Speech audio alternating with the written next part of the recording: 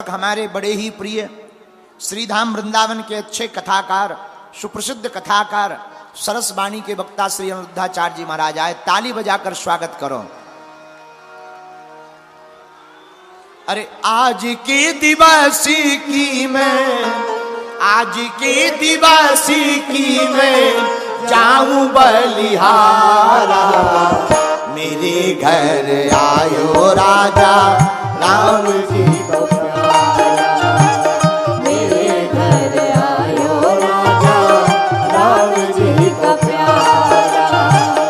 आज के दिवस की मैं, आज के दिवस की मैं जाऊं बलिहारा, मेरे घर आयो राजा राम जी का प्यारा, मेरे घर आयो राजा राम जी का प्यारा।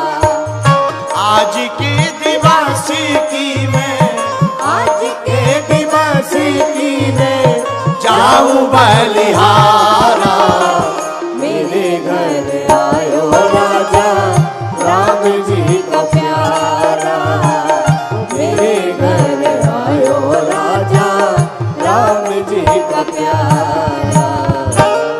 बोलो द्वारकाधीश भगवान की, जय हो, बोलो वृंदावन बिहारी लाल की, जय हो, श्री गौरी गोपाल भगवान की, जय हो, गौरी गोपाल ठाकुर जी की। जय हो। आप जो है वर्तमान समय में पूरे भारत के एक ऐसे अद्भुत वक्ता हैं जिन्होंने वृद्ध माताओं की सेवा करके पूरे भारत को नई राह दिखलाई है। ऐसे हमारे बड़े ही प्रिय अनुज और सुमधुर वाणी के रसिक श्री धाम वृंदावन के गौरी गोपाल आश्रम के अधिपति श्री अनिरुद्धाचार्य जी महाराज यहीं रायपुर में आपकी कथा थी गुड़ियारी में, जहां पिछले साल हमारी थी, इस साल हमारे भैया की।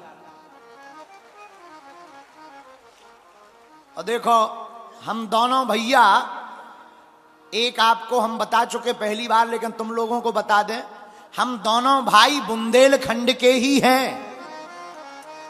हाँ, लेकिन अब ये वृंदावन वाले हो गए, हम बागेश्वर वाले हो गए। लेकिन एक बात और है, वृंदावन में भी वाह है और बागेश्वर में भी वाह है, राशि सेम ही है। वहां बांके बिहारी हैं तो यहां बालाजी हैं। ऐसे जो है आचार्य श्री आज कथा में आए हैं। निश्चित रूप से हमको अतीव प्रसन्नता पहुंची और हम भी कथा में गए थे। आज आपकी कथा विराम थी, आपको श्री आगे निकलना था, तो हमको खबर लगी तो हम भी कथा में गुड़ियारी में गए थे। अब आप पधार गए, खूब खूब व्यासपीठ से साधुवाद। इनको किसी की नजर ना लगे। विराजो 26 के 27 तारीख को, क्षमा करना 26 तो कल ही है।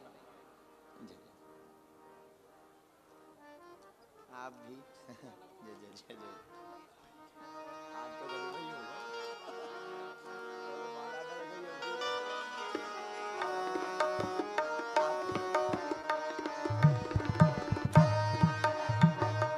जब महाराज जी ने हमें माला डाली, हमने महाराज जी को माला डाली, तो हमने महाराज जी के कान में कहा बरमाला हो गई। लेकिन आज तो गजबई हो गई। महाराज जी अंगूठी लेके आए, अब हमका इंगेजमेंट। महाराज जी धीरे से बोले, महाराज जी वो बरमाला थी, ये इंगेजमेंट है। अब बाकी तुम पूछ लेना, डेट भावरों वाली है।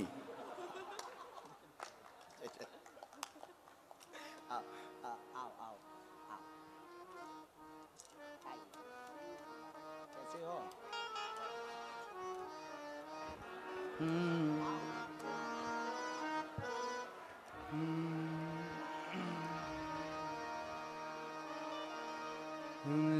लक्ष्मीनाथ समारंभां नाथयामुनमध्यमाम् अस्मदाचार्यपर्यन्तां वन्दे गुरुपरम्पराम्।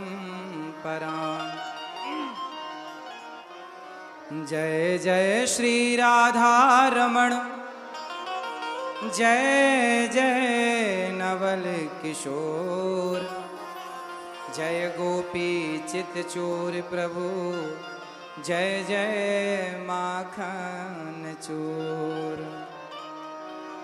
बोलिए भक्त वत्सल भगवान की जय जय श्री राधे, जय जय श्री राधे, जय जय श्री राधे। बोलिए बागेश्वर सरकार की, बागेश्वर धाम की, गौरी गोपाल भगवान की, श्री वृंदावन बिहारी लाल की जय जय श्री राधे। छत्तीसगढ़िया सबसे बढ़िया। बोलिए कौशल्या मैया की, माता कौशल्या मैया की पावन नगरी, रायपुर की पावन धरती। और आज आप सभी सुंदर सी पावन सी श्री हनुमान जी की पावन कथा श्रवण कर रहे हैं पूज्य महाराज जी के श्री मुख से। पूज्य महाराज जी के चरणों में दास अनिरुद्ध का कोटि कोटि नमन, कोटि कोटि प्रणाम। पूज्य हमारे बड़े भैया पूज्य महाराज जी बहुत सरल, बहुत सहज, हम सभी के हृदय में जो भक्ति का दीपक जलाने का कार्य कर रहे हैं वो अद्भुत है। आज की पीढ़ी में आज के युवाओं को जो शिक्षा स्कूल कॉलेज में यूनिवर्सिटियों में नहीं मिल पाती, वो शिक्षा सहज में महाराज जी प्रदान कर देते हैं। वह दिव्य अनुभूति, दिव्य ज्ञान पूज्य महाराज जी की दिव्य वाणी से हम लोग प्राप्त कर लेते हैं। भगवान की बहुत बड़ी कृपा है कि आज जो कार्य काल है, वर्तमान में जो भारत की स्थिति है, हमें लगता है कि ये सचमुच भगवान राम के आने के पहले जैसे देवी देवता आ जाते हैं। जब भगवान राम का जन्म हुआ ना, तो जोग लगन ग्रह बार तिथि सकल भय अनुकूल, सारी सब चीजें अनुकूल हो गईं और देवी देवता सब अपने अपने रूप बदलकर अयोध्या में अयोध्यावासी बनकर, मथुरा वृंदावन में ब्रजवासी बनकर भगवान का परिकर प्रकट हुआ। ऐसे राम लला आए, उसके पहले परमात्मा ने, भगवान ने ऐसे महान संतों को, दिव्य विभूतियों को भारत में यत्र तत्र सर्वत्र भेज करके पहले एक दिव्य सुंदर सा भगवान ने माहौल बना दिया। चारों ओर अब धर्म की ध्वजा लहरा रही है, चारों ओर सनातन संस्कृति सुंदर अपनी चरम सीमा में पहुंच गई है। और हम सभी इस बात से बहुत आह्लादित हैं, खुश हैं कि आज का यूथ, आज का नौजवान, हमारी माताएं, हमारी बहनें अपनी संस्कृति को जान रही हैं, पहचान रही हैं। एक छोटा सा काम आप सबको करना चाहिए, अपने बच्चों को पोयम की जगह गीता के श्लोक और रामचरितमानस की कुछ चौपाइयाँ बच्चों को याद करानी चाहिए। आप सबको अपने माथे पर तिलक लगाना चाहिए, आप सबको अपने माथे पर तिलक लगाना चाहिए। मुसलमान टोपी लगाते हैं कि नहीं? उन्हें कोई शर्म है टोपी लगाने में? जब मुसलमान भाइयों को टोपी लगाने में कोई लाज शर्म नहीं, तो हम सनातनियों को भी माथे पर तिलक लगाने में और धोती कुर्ता पहनने में कोई लाज नहीं आनी चाहिए। हम सभी को अपनी संस्कृति, धरा ये जिस पर घूम रही, हम उसी केंद्र के बिंदु हैं। गर्व से कहो हम हिंदू हैं, हम हिंदू हैं, हम सनातनी हैं। हम ऐसे सनातनी हैं जो, देखिए, हिंदू सनातन संस्कृति श्रेष्ठ क्यों? कोई आपसे सवाल करे कि भारत में अनेक मजहब और पंथ हैं, उसमें हमारा धर्म सनातन धर्म भी है। धर्म तो सनातन ही है, बाकी तो सब मजहब और पंथ हैं। पर सबसे श्रेष्ठ कौन है? यदि कहा जाए कि सनातन संस्कृति श्रेष्ठ क्यों है और दूसरे श्रेष्ठ क्यों नहीं है, वो तो अपने को श्रेष्ठ मानते हैं। हिंदू कहता है हम श्रेष्ठ हैं, अन्य मजहबी कहता है हम श्रेष्ठ हैं, अन्य पंथी कहता है हम श्रेष्ठ हैं। अब डिसीजन कौन ले कि श्रेष्ठ कौन है? आओ इस पर विचार कर लेते हैं कि श्रेष्ठ कौन है। अच्छा बताओ, प्राण लेने वाला बड़ा होता है या जीवन दान देने वाला बड़ा होता है? जीवन दान। हाँ, हमारे यहां त्योहार आते हैं, दीपावली, होली, दशहरा। बताओ, होली आती है तो क्या किसी की हत्या होती है? जोर से। दीपावली आती है, किसी की हत्या होती है? दीपावली आती है, दीप जलाकर मिठाई बांटकर उत्सव मनाया जाता है। होली आती है, रंग गुलाल लगाकर उत्सव मनाया जाता है। दशहरा आता है तो प्रभु राम का दर्शन करके दशहरा मनाया जाता है। हमारे सारे त्योहार आते हैं, लड्डू बांटकर खुशियां मनाई जाती हैं। क्या मजाल के किसी बकरे की गर्दन पर तलवार चल जाए, क्या मजाल के किसी की हत्या हो जाए। लेकिन हिंदू संस्कृति, भारतीय संस्कृति, सनातन संस्कृति के अतिरिक्त और जो हैं, वो लोग जब अपना त्योहार मनाते हैं तो नालियों में खून की नदियां बह जाती हैं। अब आप ही बताइए कि उत्सव, खुशी किसी की जान लेकर मनाए या माथे पर तिलक लगा करके मनाए। इसलिए होली आती है तो गुलाल लगाया जाता है, लेकिन किसी की हत्या। हमारा धर्म श्रेष्ठ क्यों है? कोई आपसे प्रश्न करे तो कह देना, क्योंकि पूरी दुनिया में केवल हिंदू ऐसा है जो अहिंसा की बात करता है। अहिंसा ही परमो धर्म, अहिंसा ही परमो धर्म। ये अहिंसा की बात करने वाला पूरी दुनिया में कोई है तो सनातन धर्म में ही अहिंसा की बात होती है। इस धरती पे आप बताइए, हमारे पूज्य महाराज जी सनातन की देश विदेश में जा जा करके सेवा कर रहे हैं। इनके माध्यम से कितने लोगों की शराब छूट गई, कितने लोगों का मांस छूट गया, कितनों की बिगड़ी जिंदगी बन गई। इन्होंने आज तक केवल ये बताया है कि हमें प्राणों की रक्षा करना है, प्राणों का हरण करना इन्होंने कभी नहीं सिखाया। हमारी संस्कृति, हमारा कोई भी धर्म गुरु, कोई भी संत हमारे को दया पहले सिखाई जाती है। दया धर्म का मूल है, पाप मूल अभिमान, और तुलसी दया न छोड़िए जब तक घट में प्राण। इसलिए आप भी अपने बच्चों को अपने धर्म के बारे में बताओ। अच्छा, आप सनातन धर्म को कितना जानते हैं? आज सबसे बड़ी विडंबना यह है कि हम लोग अपनी संस्कृति को समझना नहीं चाहते, अपने धर्म को समझते नहीं है। अच्छा बताओ, कर्म बड़ा है या धर्म बड़ा है? जोर से। कर्म बड़ा है। कितने लोग इस बात का समर्थन करेंगे कि कर्म बड़ा है? बहुत लोग कह रहे हैं कर्म बड़ा है। चलो, अब धर्म बड़ा है, कितने लोग मानेंगे?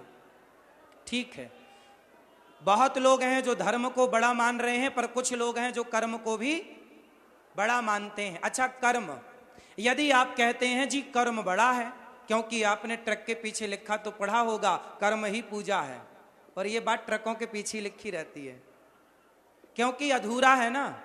कर्म ही पूजा है, ये सेंटेंस अधूरा है, पूरा करेंगे कैसे? देखो, कर्म, अब कसाई गाय काटता है, बकरा काटता है, तो आप कहोगी जी कर्म पूजा है, तो क्या कसाई का गाय काटना पूजा है?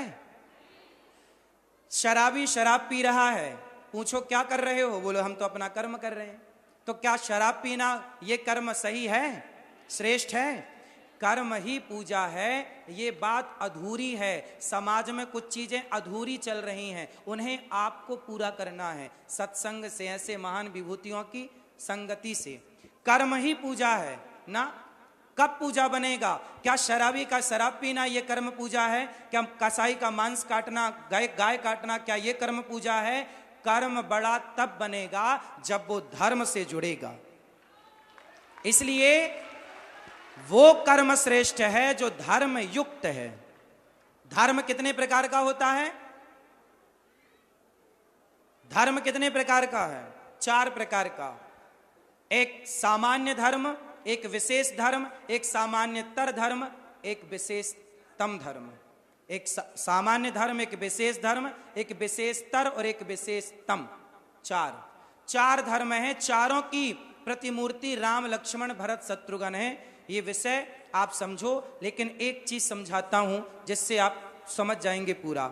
अच्छा बताओ, कर्म 2 प्रकार के होते हैं, धर्म 4 प्रकार का, और कर्म होते तो 3 प्रकार के हैं कर्म। एक कर्म होता है जो हम कर रहे हैं, जिसे कहते हैं कर्म, अच्छा कर्म, बुरा कर्म। कर्म कितने प्रकार का है? होते तो 3 प्रकार के हैं, पर उस 3 में ना जाकर 2 प्रकार की समझेंगे। प्रारब्ध एक होता है, क्रियमाण होता है और संचित होता है। ये 3 प्रकार के कर्म हैं, पर इनमें ना जाकर सरल भाषा में समझो। कर्म 2 प्रकार का होता है, एक अच्छा कर्म और एक बुरा कर्म। अब अच्छा कर्म क्या है और बुरा कर्म क्या है, ये दोनों में अंतर कौन बताएगा? बताओ, ये अच्छा है और ये बुरा है, ये कौन बताएगा? हाँ, ये कौन बताएगा? धर्म। ये कौन बताएगा? इसके लिए आपके भीतर धर्म का होना आवश्यक है। जिसके भीतर धर्म है वो जान लेगा कि ये कर्म करने योग्य है और ये कर्म करने योग्य। शराब पीना, क्या ये कर्म करने योग्य है?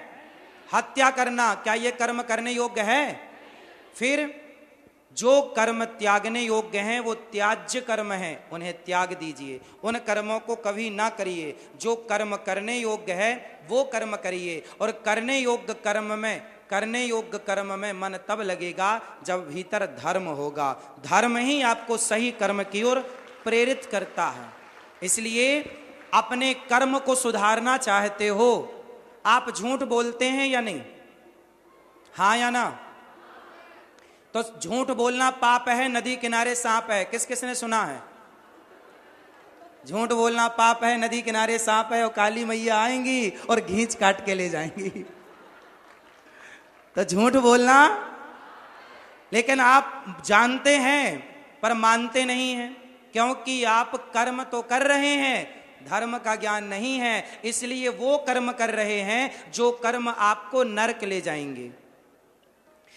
धर्म आपको नरक नहीं जाने देगा, धर्म आपको कभी गलत राह पर जाने ही नहीं देगा।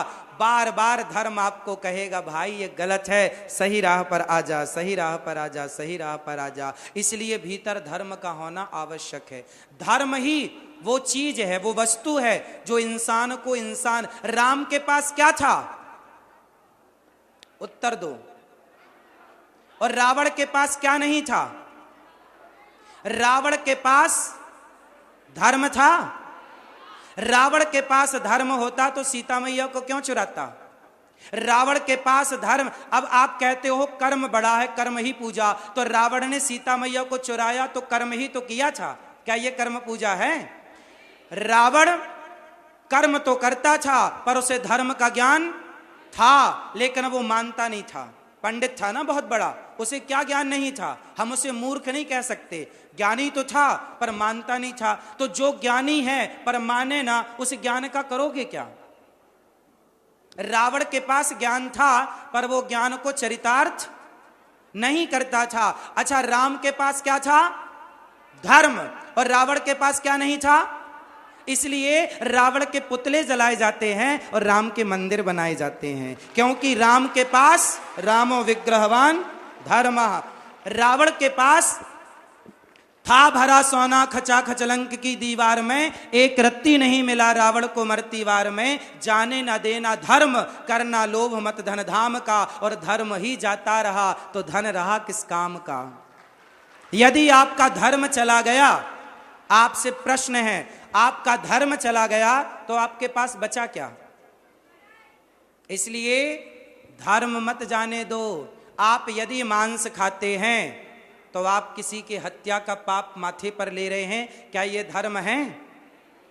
अरे पाकिस्तानी मांस खाएं तो चलता है, पाकिस्तानी गाय काट ही रहे हैं, बकरा काट ही रहे हैं, लेकिन हम सनातनी, हमसे तो उम्मीद ये नहीं है। जब वशिष्ठ जी भरत जी से बोले, ऐ भरत तुम राजा बन जाओ, तुम्हारे भैया अयोध्या से वनवास चले गए हैं, अब तुम राजा बन जाओ। भरत जी बोले, गुरु जी यदि मैं राजा बना तो ये पृथ्वी रसातल में चली जाएगी। वशिष्ठ जी बोले, कि रावण जैसे दुष्ट हैं, उनके पाप से पृथ्वी रसातल में नहीं गई। हिरण्याक्ष हिरण्यकश्यपु जैसे दुष्ट हैं, उनके पाप से पृथ्वी रसातल में नहीं गई। भरत तुम्हारे जैसा धर्मात्मा राजा बनेगा तो पृथ्वी रसातल में क्यों चली जाएगी? भरत जी बोले, इस पृथ्वी को धर्म की उम्मीद रावण हिरण्याक्ष हिरण्यकश्यपु से नहीं है, इस धरती को उम्मीद धर्म की हम जैसे भरत लोगों से है। यदि हम जैसे लोग अपने भाई को वनवास भेज के भाई की संपत्ति पर कब्जा करेंगे तो ये पृथ्वी किसके बल पर जिएगी, किसके बल पर टिकेगी? इसलिए जमाना झूठ बोले तो बोले, जमाना मांस खाए तो खाए, जमाना शराब पिए तो पिए, चूल्हे में जाए। आप तो सत्संगी हो, आप तो सत्संगी हो। यदि आप 3 घंटे कथा सुने, आप घर में राम राम जपे और आप भी यदि मांस खाए, शराब पिए, तो बताओ धर्म कहां जाएगा? धर्मः कम शरणम गतः, धर्म किसकी शरण में जाएगा, कहां जाएगा? अरे धर्म टिका है। माना कि दुनिया में, भारत में 99 लोग बेईमान हैं, पर जो 1% अच्छे लोग हैं ना, ये धरती रायपुर में लाखों की आबादी होगी, लेकिन लाखों की आबादी के बल पर धर्म नहीं टिका। आप जैसे कुछ अच्छे सज्जन लोगों के बल पर यह धर्म टिका है, जो 7:30 बजे भी कथा सुनने के लिए खड़े हैं, अपना घर का काम धाम छोड़कर कथा के लिए खड़े हैं, धर्म के लिए खड़े हैं। ये धरती में धर्म टिका है तो कुछ आप जैसे अच्छे सच्चे लोगों के बल पर टिका है। इसलिए जमाना बेईमान हो तो हो जाए, जमाना बेईमान होए तो हम तो ना हो, हम जैसों के बल पर यह धरती टिकी है।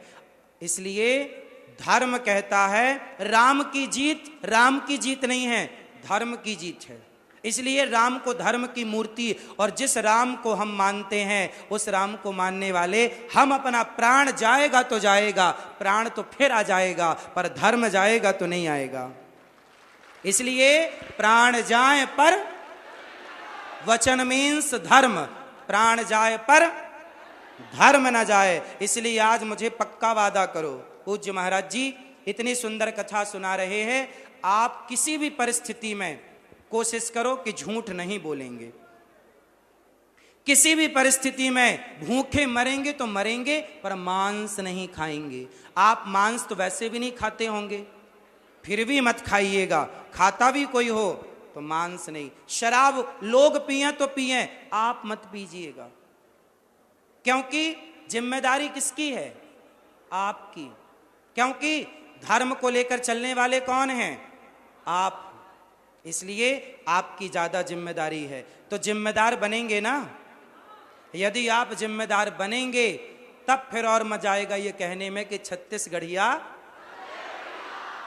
जब सबसे बढ़िया और बन जाओगे, मांसाहार, शराब बिकनी ही नहीं चाहिए छत्तीसगढ़ में, मांस बिकना ही नहीं चाहिए छत्तीसगढ़ में, तब और मजा आएगा ये कहने में कि छत्तीसगढ़िया।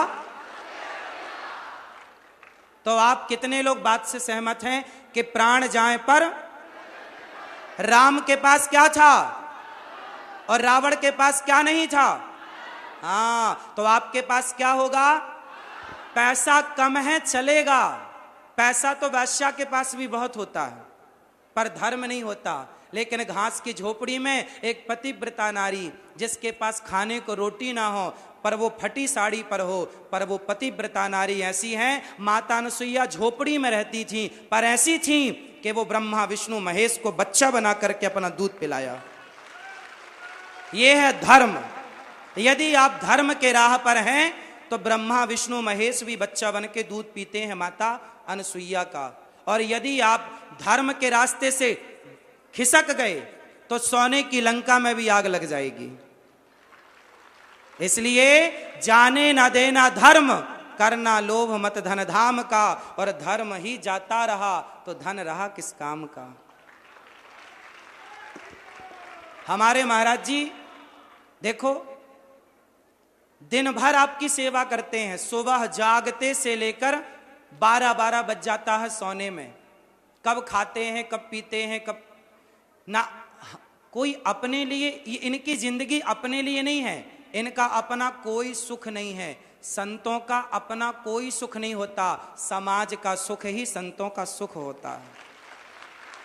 आपसे मिलना, दरबार लगाकर आपकी बातें सुनना, आपकी बातें सुन करके आपको समाधान देना, आपके लिए ही संत जीता है। इनके अपने कोई सुख नहीं है। आप तो कितने बढ़िया कपड़े पहनते हो, महाराज जी देखो बिल्कुल सिंपल सादे कपड़े पहनते हैं। आपकी जिंदगी लग्जरी है, महाराज जी की जिंदगी सादी है, वो सिंपल जीवन है। भक्त ने कहा हमें मिलना है, ठीक है मिल लो।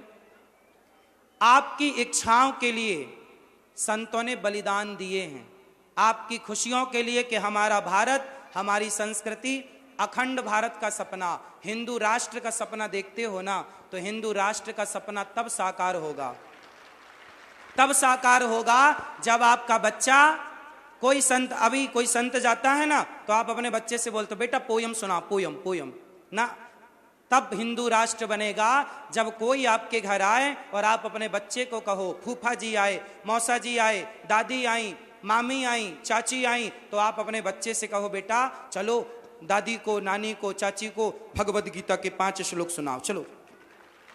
जब आपके बच्चे गीता के श्लोक सुनाने लग जाएंगे, रामचरितमानस की चौपाइयां सुनाने लग जाएंगे, कल 26 जनवरी है, 26 जनवरी में हम राष्ट्रगान गाते हैं, देश के लिए गीत गाते हैं, हमें भगवद गीता भी गाना चाहिए, हमें रामचरितमानस की चौपाइयां भी गाना चाहिए। और गीता केवल अदालतों में ना हो कि हम गीता पर हाथ रख के कसम खाते हैं, जो कहेंगे, सच के सिवा कुछ नहीं कहेंगे। जो गीता सुना नहीं, जाना नहीं, समझा नहीं, वो कितना झूठ बोलेगा गीता पे हाथ रख के भी। इसलिए गीता को अदालतों की जरूरत नहीं है, गीता को बस्तों में, बच्चों के बस्तों बैग में जाने की जरूरत है, स्कूल में सिलेबस में पढ़ाने की जरूरत है। यदि बच्चे गीता पढ़ेंगे तो अदालत कोर्ट कचहरी तक जाने की संभावना ही खत्म हो जाएंगी। यदि हिंदू राष्ट्र चाहते हो तो अपने बच्चों को गीता पढ़ाओ, और केवल पढ़ाओ ना, गीता जियो, अर्थात गीता के राह पर चलो, रामचरितमानस के राह पर चलो, प्रभु राम के राह पर चलो। ऐसे आप सभी महान भक्तों को, आप सभी भक्त हैं ना, 7:30 बजे भी आप लोग देखिए यहाँ कथा सुनने के लिए आए। आप जैसे महान भक्तों की चरण धूलि उठाकर ये दास अनिरुद्ध अपने माथे पर लगाता है, आप सबको बारंबार प्रणाम करता है। सबको जय श्रीमन नारायण, जय श्री कृष्णा। समय बहुत लिया है, पूज्य महाराज जी के चरणों में बारंबार प्रणाम। आपकी चरण रज माथे से लगाता हुआ ये दास अपने आप को कृतार्थ करता है। सबको जय श्रीमन नारायण, जय श्री कृष्णा, राधे राधे। पूज्य बागेश्वर धाम सरकार की, बागेश्वर धाम सरकार की, बालाजी सरकार की, पूज्य श्री धीरेन्द्र जी महाराज की, धीरेन्द्र कृष्ण शास्त्री जी महाराज की। महाराज जी को बारंबार प्रणाम, आपकी चरण रज को प्रणाम, और आपको निमंत्रण गौरी गोपाल आने का। कब आएंगे? शीघ्र। कब आएंगे? बस आएंगे, वचन दे दें तो मुकर न जाए, इसलिए अब जब भी वृंदावन आएंगे गौरी गोपाल। वाह, महाराज जी वादा किए हैं, अब जो वादा किया वो निभाना पड़ेगा। अब महाराज जी ने बोला है कि जब वृंदावन आएंगे तो गौरी गोपाल जरूर आएंगे। आपके श्री चरणों में आपकी सुंदर सी मुस्कान बनी रहे, और पूज्य महाराज जी को किसी की नजर, आप यूं ही सदा खुश रहो, ये दुआ है हमारी। राधे राधे। आप सभी को बारंबार नमन। राधे। हमारे बसंत भैया के लिए सुंदर तालियां। बसंत अग्रवाल जी, इन्होंने बहुत सुंदर आयोजन, देखिए एक तरफ हमारे भैया कृष्णा भैया हैं जिन्होंने रायपुर को वृंदावन बना दिया, और एक हमारे बसंत भैया हैं जिन्होंने रायपुर को अयोध्या जी बना दिया। एक तरफ वृंदावन, एक तरफ अयोध्या जी, एक तरफ हनुमान जी की कथा, प्रभु राम की कथा, और एक तरफ भगवान श्री कृष्ण की कथा। आप लोग भले अयोध्या जी नहीं गए, लेकिन अयोध्या वृंदावन दोनों रायपुर आ गए। जय हो। श्री सीताराम भगवान की, बागेश्वर हनुमान जी महाराज की।